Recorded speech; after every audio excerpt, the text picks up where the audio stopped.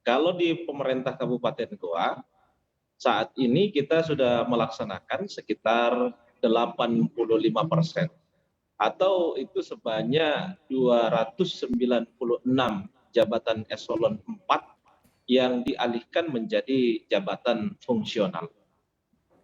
Kita perlu ketahui bersama bahwa semangat Bapak Presiden untuk melakukan reformasi birokrasi ini karena grand teorinya sudah berubah. Yang dimaksud dengan grand teori, selama ini birokrasi kita menganut sistem atau teori daripada Max Weber, di mana Max Weber itu membagi semua urusan, lalu kemudian menganut sistem yang namanya hierarki. Nah, tentu di kondisi saat sekarang ini, melihat perkembangan zaman yang ada, sistem hierarki ini sudah tidak tepat untuk kondisi saat ini yang membutuhkan sebuah kecepatan dalam pelayanan. Sehingga inilah yang menjadi semangat daripada pemerintah, Bapak Presiden ditindaklanjuti oleh Pak Menteri, untuk melakukan penyederhanaan birokrasi. Sehingga kita berharap ke depannya penyederhanaan birokrasi itu hanya menyisahkan 2 level saja, tetapi tentu harus dilakukan secara bertahap. Kalau kami mengambil kesimpulan, kita harus melakukan 3 tahapan untuk bisa melakukan percepatan dalam penyederhanaan birokrasi yang tentu menjadi kebutuhan kita semuanya untuk birokrasi yang lebih dinamis ke depan, lebih lincah, dan juga kita berharap lebih profesional. Oleh karena itu yang pertama yang harus dilakukan adalah penyederhanaan struktur organisasi. Yang kedua menurut kami adalah penyetaraan jabatan-jabatan eselon 4 ke jabatan fungsional atau yang dikatakan fungsional ahli muda. Nah, pada tahapan ini juga kalau kami berkaca pada daerah kami, pemerintah Kabupaten Goa juga sudah melakukan pelantikan sebanyak 260 pejabat fungsional melalui penyetaraan jabatan pada tanggal 31 Desember kemarin. Dan tahap 3 yang menurut kami adalah itu pada tahapan mekanisme kerja. Karena pada tahap ini pemerintah Kabupaten Goa dalam proses penyiapan regulasi ya terkait mekanisme kerja pasca penyetaraan jabatan.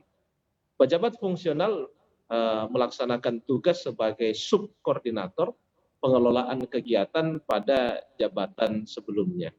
Tentu dalam penyederhanaan birokrasi ini ada kendala-kendala yang pasti saja kita akan dapatkan, yang namanya juga penyesuaian pasti ada kendalanya di Oke, Pak Adnan, awal-awal. sebelum saya ke Tetapi kendala, saya ingin minta langkah-langkah yang komentar harus ke Pak Robert dulu. Pak Robert, tadi kan Pak Adnan mengatakan di kedepannya sebaiknya mungkin menyisakan setidaknya 2 level saja, tapi bertahap. Nah, pandangan Anda seperti apa sih Pak terkait dengan penyederhanaan struktur organisasi di lingkungan Pemda ini?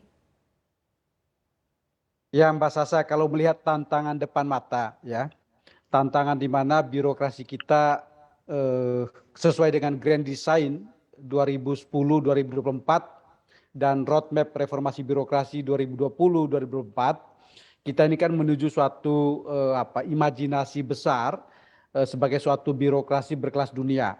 Nah, sebagai suatu birokrasi berkelas dunia, tentu tantangan-tantangannya juga itu sifatnya adalah global gitu ya, maupun nasional dan lokal gitu. Di mana kita butuh birokrasi yang luas dan lincah, yang agile. Agile itu berarti bagaimana dia kemudian mampu beradaptasi dengan lingkungan yang selalu berubah, atau bahkan kemudian tidak hanya beradaptasi, dia juga mampu mengkreasi perubahan-perubahan yang ada. Nah, kalau kita melihat birokrasi kita hari ini, dari sisi struktur kelembagaan, persis tadi yang disampaikan Pak Bupati, ini memang mewarisi struktur lama, struktur yang dipakai di zaman kolonial, di mana memang struktur diciptakan untuk mengendalikan aktivitas masyarakat. Jadi birokrasi itu memang lebih berorientasi pada pengendalian kontrol terhadap publik ketimbang pelayanan gitu kan. Dan ini kalau bicara teori tadi sudah disampaikan, ini persis seperti yang dikatakan oleh Weber dengan tipe ideal birokrasi yang memang lebih berorientasi pada upaya kontrol terhadap publik gitu. Nah hari ini tentu tidak bisa seperti itu Mbak Sasa. Kita sudah mulai mengubah persepsi diri dari kekuasaan ke pelayanan, bahwa birokrasi itu bukan pranata kekuasaan semata, ya memang dia adalah bagian dari alat kerja untuk menjalankan kekuasaan pemerintah, tetapi lebih dari itu dia adalah pelayan publik. Perubahan dari power culture menjadi service culture. Nah dalam konteks ini kemudian tantangan depan mata adalah bagaimana kemudian masyarakat atau publik dilayani secara optimal gitu ya, dan untuk itu kita butuh input birokrasi yang memang itu isinya adalah pengetahuan dan keahlian.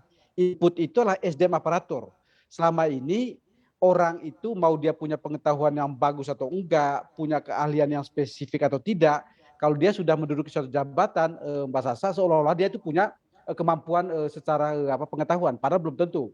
Maka kemudian memang proses perampingan birokrasi dalam konteks peralihan dari struktural ke fungsional dan kemudian penyetaran jabatan, dan nanti kita berharap rekrutmen birokrasi yang baru atau SDM aparatur yang baru juga sudah mulai mengarah ke sana.